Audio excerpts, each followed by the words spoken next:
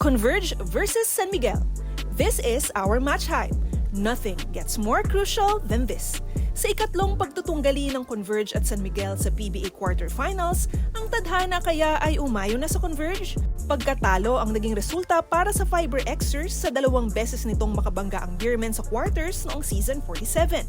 Ngayong Webes, September 26 ay susubukan ng Converge ibahin ang kanilang kapalaran kontra San Miguel sa pagsisimula ng kanilang best-of-5 quarterfinal battle sa PBA Season 49 Governors Cup. Sa kasamaang palad ay nadali ng injury ang kapwa nila import na si Scottie Hobson at Jordan Adams. Humalili si Jalen Jones kay Hobson, kaya ang Converge may baong 4 na sunod na panalo sa playoffs. Kabaliktaran naman ng San Miguel na 2 sunod na pagkatalo ang natamo. Ang kapalit ni Adams na si EJ Anosike magpapasiklab kasama si Junmar Fajardo sa Game 1. Kanino kakampi? For more info, check out onesports.ph.